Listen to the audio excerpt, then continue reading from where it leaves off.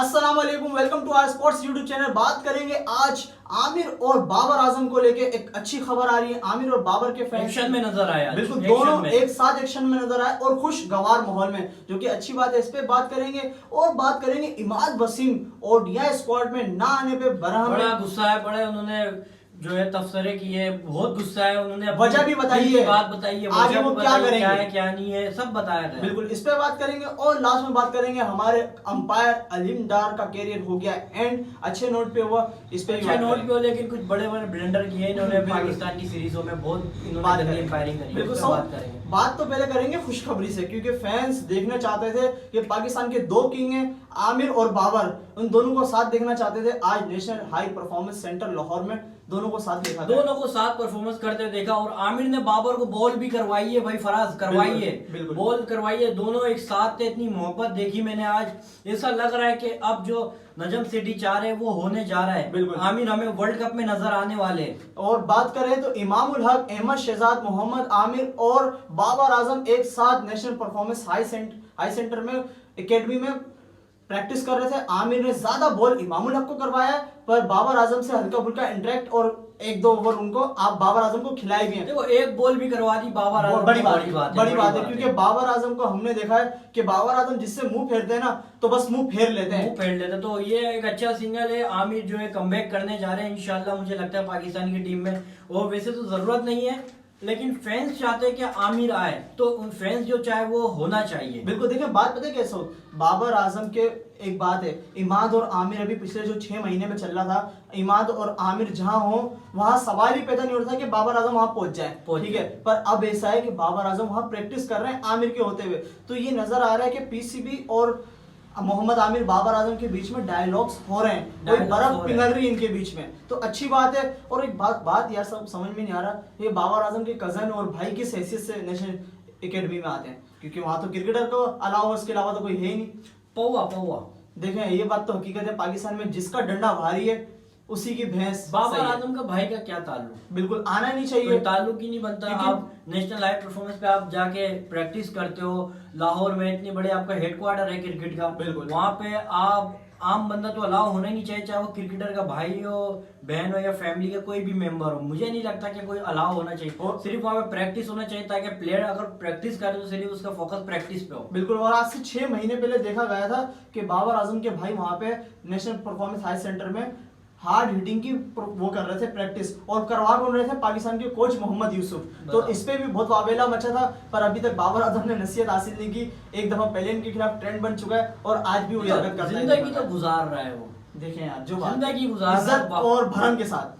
बाबर आजम का भाई असल में जिंदगी गुजार रहा है। बाबर आजम तो मेहनत कर रहा है बेचारा, मेहनत करके कमा, लेकिन लुटाव हो रहा है। बिल्कुल, हम देखते हैं उनकी आईडी पे भाई, कभी यूरोप जा रहे हैं, कभी पेरिस जा रहे हैं। बाबर आजम को मैन ऑफ द सीरीज में गाड़ी मिल रही है, वो नॉर्दर्न एरियाज पे पहाड़ों पे उड़ाता फिर रहा है। बाबर आजम अपने मजे कर रहा है भाई, जिंदगी गुजार रहा है भाई। अगर किसी का भाई इतनी तरक्की पे जाए तो वो तो मजे करता ही है। और अच्छी बात है, देखो बाबर आजम कोई वो नहीं कर रहे कि बड़े भाई है बाबर आजम, तो अपना फर्ज अदा कर रहे हैं, ये एक अच्छी बात है। बिल्कुल। नेक्स्ट खबर आ रही है, वो आ रही है इमाद को लेके। इमाद वसीम ओडीआई स्क्वाड से बाहर होने के बाद उन्होंने इंटरव्यू दिया जी न्यूज पे, और उन्होंने कहा कि भाई मैं बहुत डिसअपॉइंट हूँ अपने खुद को चांस ना देने पे। देखो यार, इमाद के साथ जो है बहुत ज्यादती हुई थी, और इतनी ज्यादती मैंने नहीं देखी जिंदगी में किसी के साथ हुई हो। अहमद शहजाद, उमर अकमल ये अपनी हरकतों की वजह से बाहर हुए थे, इनकी कोई परफॉर्मेंस नहीं थी। सरफराज अहमद और इमाद वसीम को मैं समझता हूँ कि इन दोनों के साथ बहुत ज्यादती हुई है पाकिस्तान की टीम में।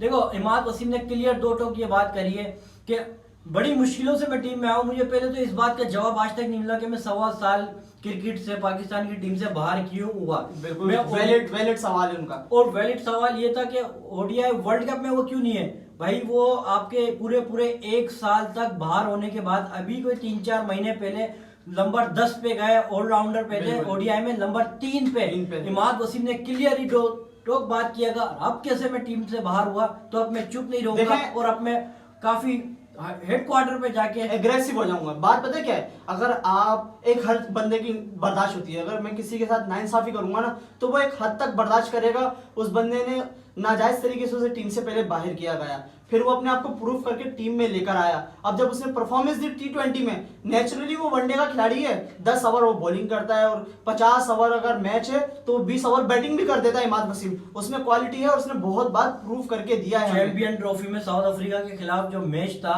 इमाद वसीम ने 2 से 3 विकेट ली थी, एबी डिविलियर की वहां पे 1 विकेट निकाली थी। बिल्कुल। और फिर मुझे उसके याद बाद है। हमने 2019 के वर्ल्ड कप में अफगानिस्तान के खिलाफ मैच देखा। अफगानिस्तान के खिलाफ बैटिंग से करके दिया, बॉलिंग से करके दिए।